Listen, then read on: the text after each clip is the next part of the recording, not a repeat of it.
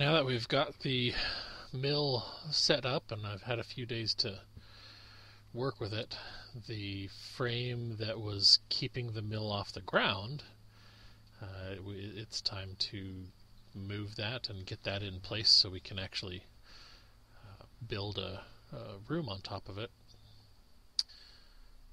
The goal is to basically build a living room and office on it, and we might actually even put a bed in it if things work out, just so that we're reducing the amount of moisture problems we have in the camper. If it becomes a kitchen and bathroom only, then hopefully we can fix the floor and get that to not deteriorate. Emily was quite surprised that I was able to move the trailer this way. She's always amazed at how well I can maneuver the tractor for a lot of different things. But this is the road fabric that we have for building our driveway. That was one of the goals that I had originally to work on through the summer, but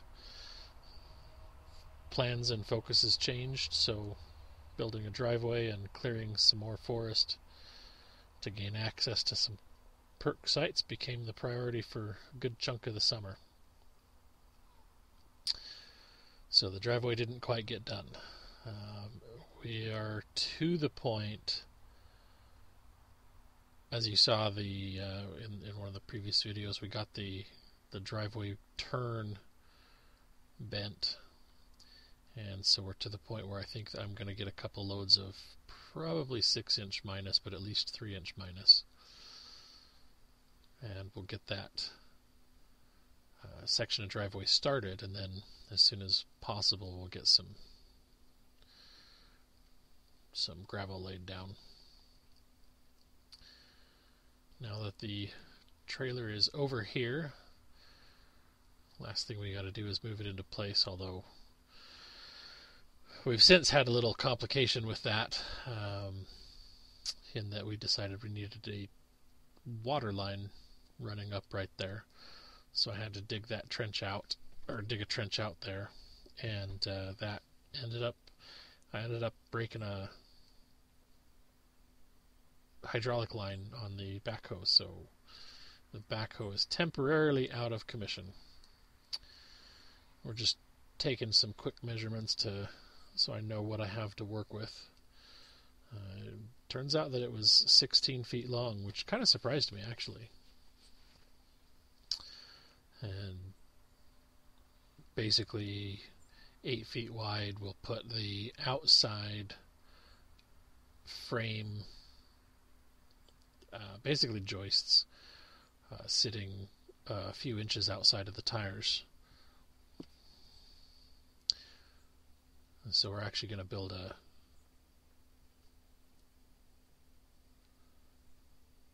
uh, 8 foot wide little room here.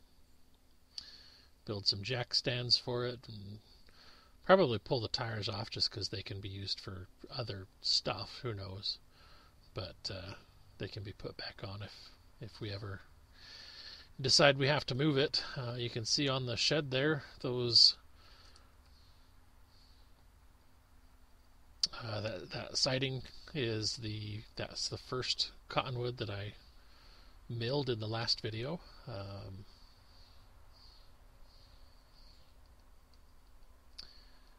We'll get some more cottonwood milled up soon here in the pretty close future.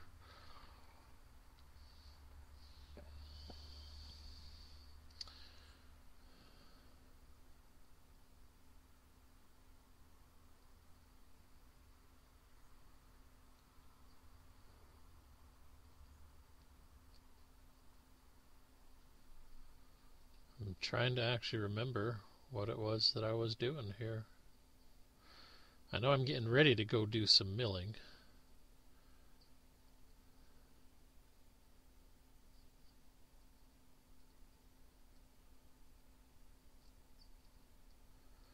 I must have just been grabbing some lights or something. And this has been... I guess I'd have to say it's been an unsuccessful attempt. If the logs are piled up right here in this specific spot, then I can use the backhoe and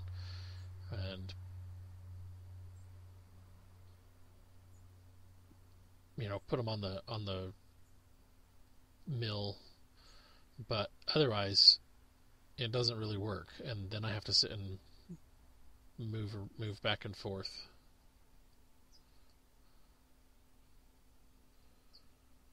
And turn around, and it tears up the ground pretty bad. So I tried stacking them in the future off to the right a little bit, and using the ability for the backhoe to turn, or for the bucket to be turned left and right. And that turned out to be rather difficult because I could never get the angle right, so the logs had a tendency to fall off. Luckily, they are not. These are some more of those noble firs, so they've been drying for about a year. Most of them are in the 8 to 10 inch range, and they're all in the 8 to 12-ish foot range. There's a few of them that are 16. You can see one of those 16 footers right there on the bottom sticking out to the left. To help make sure I'm not walking in mud, I've got a bunch of carpet scraps left over from when our church house was recarpeted. They needed some volunteers to help take things to the dump, and they were pulling everything up in strips, the carpet crew was, and I said, hey, well, if you're just going to throw this away, I'm sure I could find a use for it.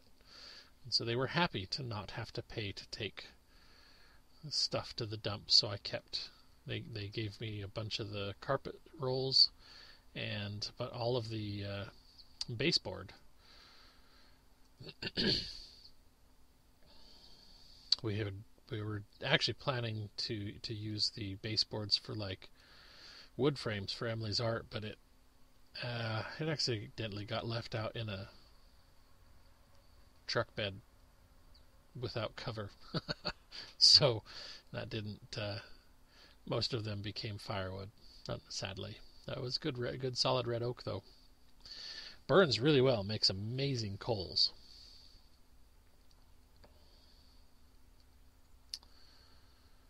But Emily had a question and actually wanted to learn a little bit how to mill, and so I'm just working through showing her some of the setup that I've figured out and learned, and a lot of the knowledge that I've started with using this mill came from figuring things out over the last couple of years, messing around with an Alaskan mill, and so I had probably a shorter learning curve than most do, but we're just discussing what I want out of this. And the easiest way I've found for me personally so far is I figure out where the center of the log is and figure out what the biggest cut that I need. So like in this case I want a 4x4, so then I raise the mill 2 inches and kind of see where that's at, and then figure if I needed a 1x or a 2x something, then I raise it by that much until I basically get to the top of the log, then take that first cut off, and then I can move my way back down. And as always, you got to make sure you're double checking the log stops. I've got 5 hours on the mill so far, and I haven't hit them yet. They're pretty common to hit, unfortunately, and I don't know. I've toyed with some different ideas. Potentially, like the complaint that I've heard, if you put the throttle cable on the far side of the mill, then A, you're walking in the sawdust, which isn't necessarily a problem, but aside from the fact that you might have sawdust blowing in your face, I guess, if it's windy, which as you can see from the trees, it is pretty windy. But then you'd be able to see those log stops, so you'd kind of guarantee you'd never hit any of them. But then the complaint is that you have to walk around the mill a lot. And while from an efficiency standpoint I can see that being an issue, I'm not actually against that, because as you can see, I could stand to lose a little weight. My day job is sitting at a computer 8 hours a day, and that tends to wear on you.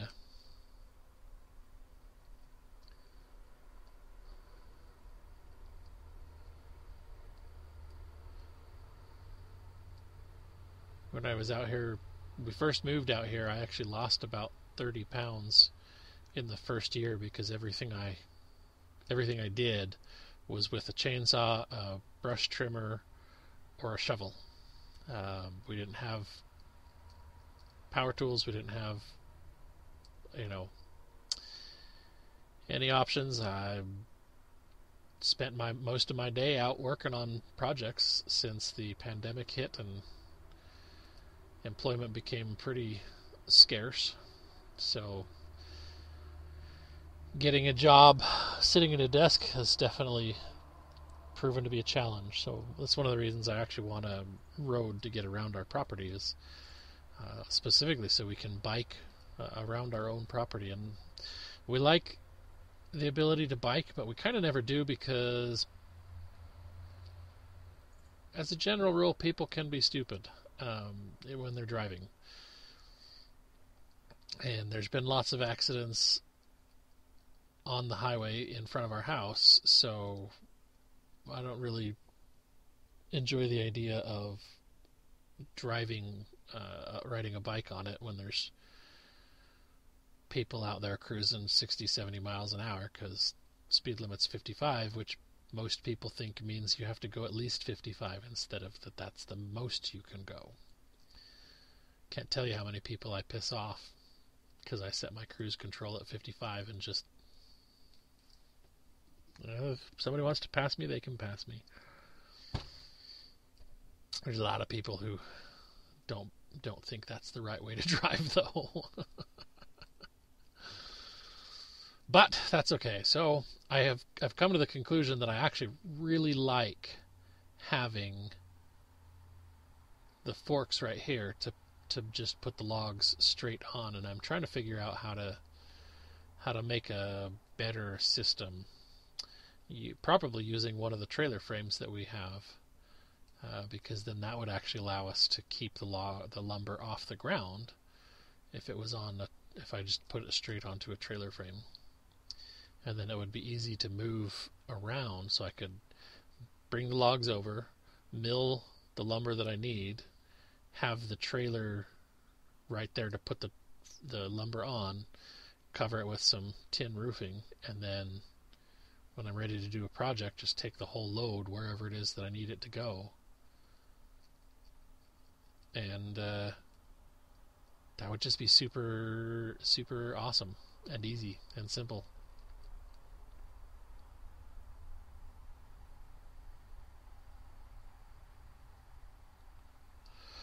But I don't know. I'm still toying with some ideas there. But for now, the tractor works great. To just have the forks there, drop a bunch of logs there in front of it, and that seems to work pretty well. So I'm going to, I think, build a log deck. I've seen a lot of guys have that for their mills, so they just roll the logs onto it. And I'm probably going to do that in the pretty close future.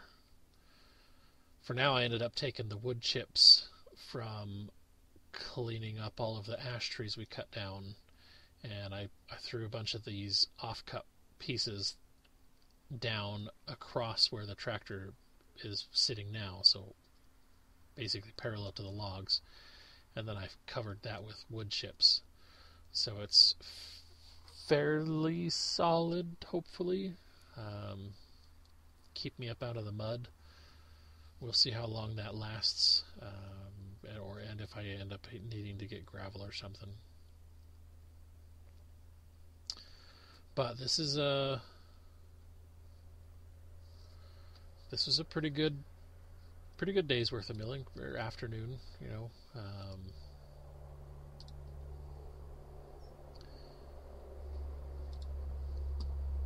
Every day being able to mill your own lumber is pretty awesome, but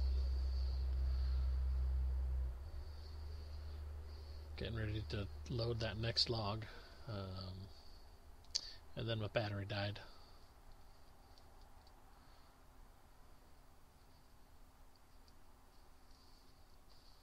So thank you for watching. We'll end here with a quick shot of the lumber that I actually got milled up today. There was 3 logs that I got milled, so I got 3 4x4s and 9 2x4s and a few 1x4s. So got a pretty good amount of lumber out of that, out of those 3 logs, and I mean that's what it takes, is you just keep working until you get enough lumber and get what you need. So as I said, thank you for watching. God bless you and yours, and I hope everybody out there stays safe and has a fantastic day.